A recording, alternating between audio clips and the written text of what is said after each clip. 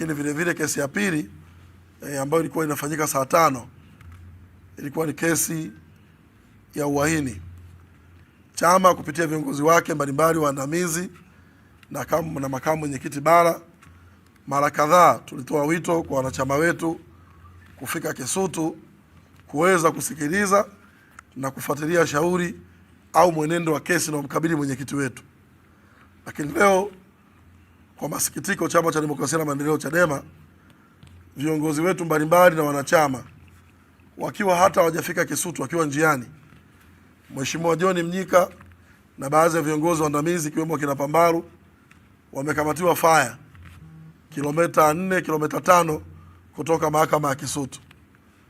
Halikadhalika Mheshimiwa Heche amekamatiwa njiani kwenye daraja la Sarenda kilomita vile vile 3 au 4 kutoka mahakama ya Kisutu, na baadhi ya watu wachache vile vile wamekamatiwa kiwa njiani kuelekea Kisutu. Lakini kwa baadhi ya watu wachache waliofika Kisutu wamekumbana na kadhia kamata, vipigo, kutekwa bila kuambiwa wanapelekwa wapi, kuzungushwa kwenye magari ya polisi muda mrefu, na kisha baadaye kutelekezwa maeneo mbalimbali. Sasa kuna wanachama mpaka muda huu kwa viongozi mbalimbali ambao kwa mkoa wetu wa Dar es Salaam waliaga familia zao, wanatoka wanaenda Kisutu, hawajulikani walipo na Kisutu hawajafika, na mpaka sasa chama na wanachama tunaendelea kutafuta viongozi ambao wamepotea, ambao walikuwa tangu asubuhi wameaga wanakuja Kisutu, zaidi ya viongozi 10 mpaka sasa kwa baadhi ya familia zinazotupigia. Lakini vile vile viongozi wa chama makao makuu waliokamatwa ambao wako mikono mwa jeshi polisi, tunao makamu mwenyekiti bara Mheshimiwa John Heche, tunaye Mheshimiwa katibu mkuu Mheshimiwa John Mnyika ambao wako mikononi mwa polisi. Halikadhalika tunaye na mkurugenzi mmoja Mheshimiwa John Pambaru ambaye yuko mikononi mwa polisi. Lakini tunaye mjumbe wa kamati kuu mmoja ambaye naye amekamatwa na anashikiliwa na jeshi la polisi, Mheshimiwa Lucas Ngoto ambaye ni mwenyekiti wa Chadema kanda ya Serengeti.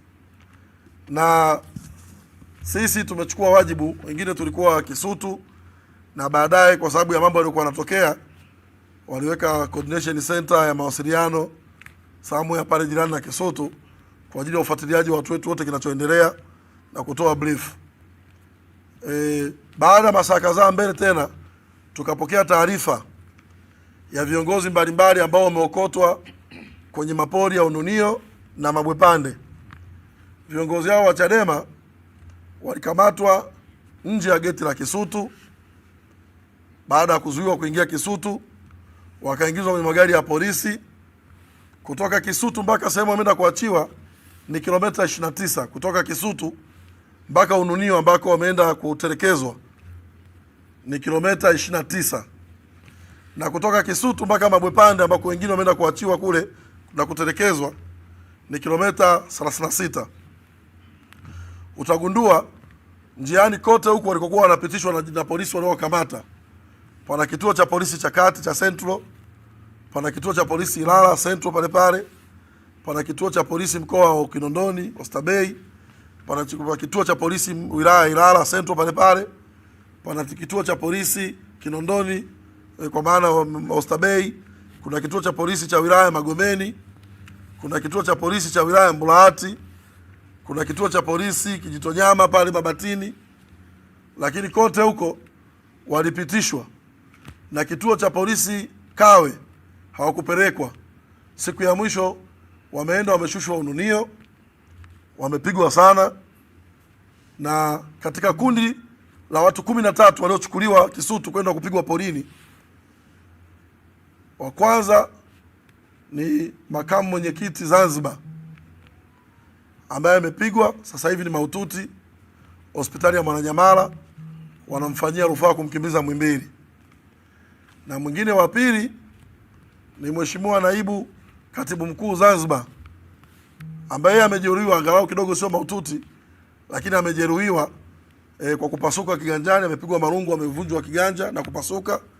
lakini vile vile enka chini imepigwa virungu, imesogwa kabisa. Kwa hiyo wanamfanyia vipimo pale vya kuangalia madhara aliyoyapata. Alikadhalika vile vile tuna vijana wetu ambao ni wanachama mbalimbali na viongozi wa chama ngazi tofauti zaidi ya 7 ambao nao walifikishwa hospitali ya Mwananyamala kwa matibabu ya awali, na baadhi tumeambiwa tunaweza tukapewa taarifa wakipata rufaa kwenda Muhimbili. Kwa hiyo so far katika viongozi 13 waliopelekwa kule Ununio kwa magari tofauti na polisi, kushushwa na kuanza kupigwa, wamepigiwa wakifika Ununio. Njiani huku kote kwa mujibu wa maelezo yao hawakuguswa, lakini walivyoenda kushushwa Ununio wakaambiwa walale chini kwenye madimbwi, wameshambuliwa kwa marungu na mijeredi, waya, wengine kwa kufungwa na kamba, huwezi kujitetea.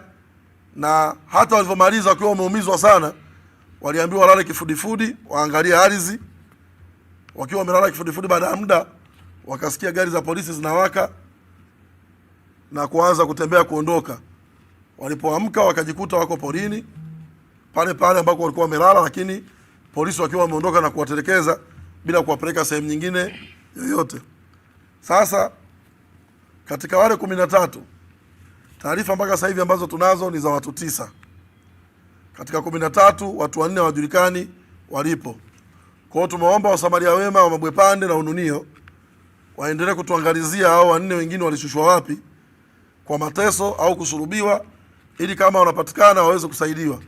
Lakini wale ambao waliteswa kule kwenye pori la Ununio, na eneo walilotesewa kwa rekodi, kuweka rekodi vizuri tu, ni pori ambalo ndo walimtupa marehemu Mzee Ali Kibao.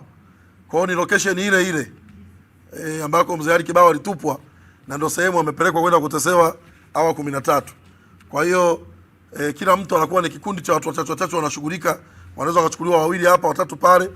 Kwa katika hao 13, 9 ndo wamepatikana wako hospitali, lakini 8 nimeenda mimi na Mheshimiwa Sugu na Mheshimiwa Rema Mwananyamala, tumeona viongozi 8, tumesalimiana nao na tumewajulia hali majeruhi. Lakini mmoja vile vile tunazo taarifa za kufariki kwake, kwa maana amepigwa mpaka ameuawa, na bado hatujajua jina lake ni nani, lakini alikamatiwa Kisutu.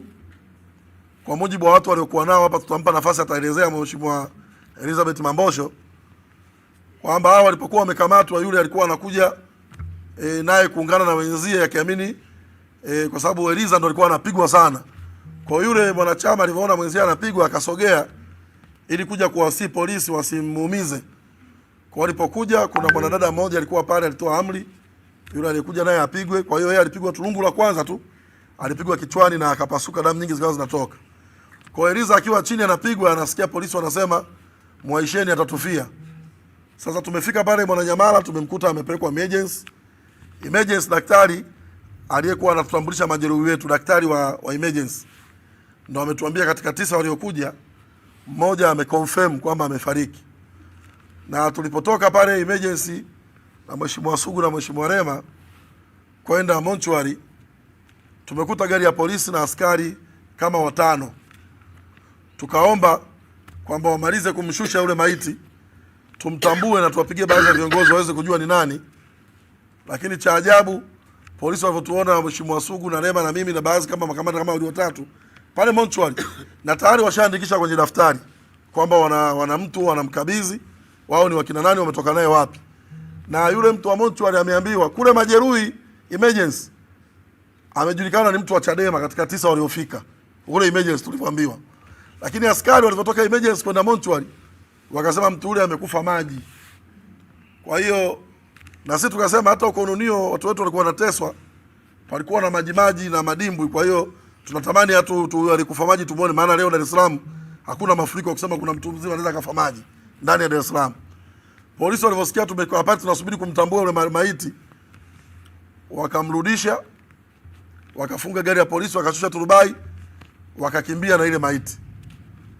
Pamoja na kwamba walishamsajili wamshushe, lakini kwa kuona Chadema tumefika hapa watu tumshuhudie maiti wetu, wakafunga gari ile mlango wa nyuma, wakashusha turubai, wakadandia ile gari la kaka, wakavua gloves.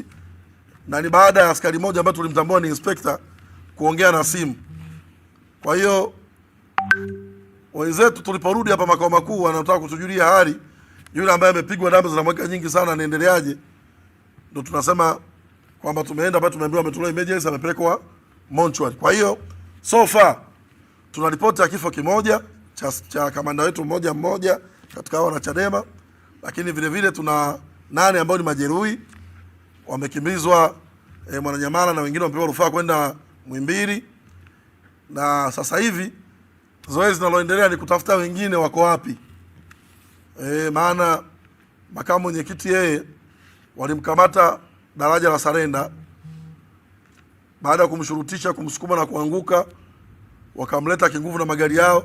Askari wawili wakaendesha gari ya makamu mwenyekiti na mmoja wa dereva wa makamu, wameingia mpaka hapa, wamepaki gari, alafu wakamchukua dereva wakaondoka naye. Kwa hiyo dereva mwenyekiti makamu vile vile tunamtafuta, hatujui yuko wapi. Lakini wakati anakuja hapa alisindikizwa na askari wawili waliovaa kiraia, wakapaki gari ya makamu mwenyekiti Heche hapo, wakamchukua dereva wake, wakatoka naye getini, ikaja gari nyingine ya polisi, wakamchukua dereva wakaondoka naye. Kwa hiyo sasa hivi tuna taarifa tu kama makamu yuko Oysterbay, lakini dereva wake hajulikani alipo, na tuna taarifa ya katibu mkuu na baadhi ya makamanda wanasema wako polisi, hao tuna taarifa nao. Lakini nimesema hapa tumetoa wito ili kumjua mwenzetu aliuawa ni nani, jina lake tujue ni nani. Tulitoa wito kwa wanachama watambuane waliofika Kisutu nani aonekani, lakini onekana ambaye aonekani si mmoja tu aliyefariki. Tumesema familia zaidi ya 10 bado hazina mawasiliano na watu wao waliotoka asubuhi na mpaka sasa hivi hawajulikani wako wapi, lakini angalau mmoja pale Mwananyamala tulidhibitishiwa na daktari wa emergency kwamba polisi walipomleta na defender alikuwa tayari ameshafariki, na tulipomfuata mortuary tumeona polisi, tumeiona defender, lakini polisi walipotuona wakaogopa kushusha ile maiti, wakafunga turubai wakakimbia na ile maiti. Kwa hiyo hiyo ni update mbona tuwagaie kama chama rasmi na mimi mwenyekiti wa kanda ya Pwani, kwa sababu jambo hili limetendeka na kutokea kwenye kanda yangu, tujue tunakabiliwa na changamoto gani. Hata sasa hivi tunapoongea hapa tumezingirwa kila kona, kuna magari ya polisi kuashiria bado wenzetu wana shari zaidi. Si tu kwamba jambo la kule Kisutu, lakini hapa makao makuu nje tuna gari zojaa askari 8 zaidi ya gari 5 kila kona kuingia makao makuu, kwa kuashiria issue sio Kisutu tena wala kesi ya Lissu, lakini huenda wana ajenda yao binafsi ambao sisi hatujaijua Chadema shida ni nini na imetokea wapi.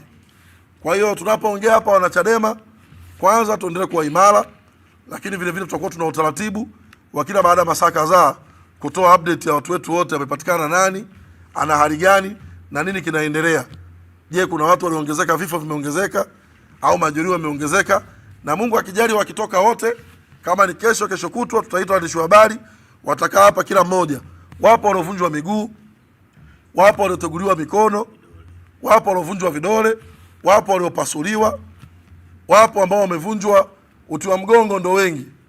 Kwa mimi tangu nianze siasa sijawahi kuona askari wanampiga raia, tena wanampiga sehemu moja tu uti wa mgongo. Mkurugenzi wa fedha wa Chadema Bwana Tito, naye ni miongoni mwa majeruhi ambao ni mahututi, anapata rufaa kwenda Muhimbili.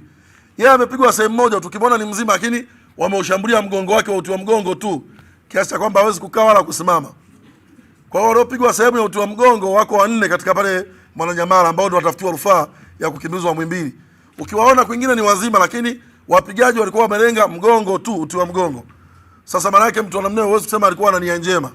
Lakini vile vile kwa mtu kumkamata mtu City Center pamoja na vituo vyote vya City Center, akatumia magari ya polisi, uniform za polisi, silaha za polisi, akaendesha gari kutoka City Center mpaka Ununio mpaka Mabwepande, hatuwezi kusema mtu huyo alikuwa anafanya zoezi la kukabiliana na wahalifu.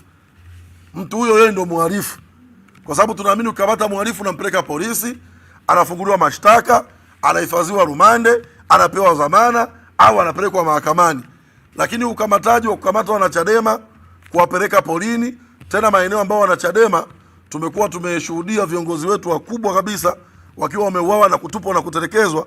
Leo ndo wanachama wa kawaida wanaenda kutesewa maeneo hayo, na baadaye wanatelekezwa wakiwa hawana simu, fedha zao zimechukuliwa na askari, simu zao zimechukuliwa na askari. Askari kuna mmoja anatuambia hadi viatu wamemvua. Yaani kipindi wanampiga wamemvua hadi viatu na wameondoka navyo. Kwa wakati wapata msaada Ununio wameondoka pekupeku. Unaweza ukaona ni kiasi cha uhalifu kiasi gani dhidi ya binadamu. Huo ni uhalifu dhidi ya kibinadamu. Kuna namna ambavyo jeshi la polisi limefundishwa kukabiliana na mhalifu. Kuna namna mafunzo wanayo polisi namna kukabiliana na watu ambao ni wahalifu, waandamanaji. Lakini mtu ambaye yuko njiani unamshtaki na kosa gani? Yaani katibu mkuu unamkamata faya, ukimpeleka mahakamani kosa lake ni lipi? Kutembea barabarani na gari? Kwa sababu kama una taarifa yote ya kiintelijensia, anakuja mahakamani, ni raia mwema, tena anakuja kwenye kesi ya kiongozi mwenzie, tulikuwa tunaamini yeye hana kosa lolote.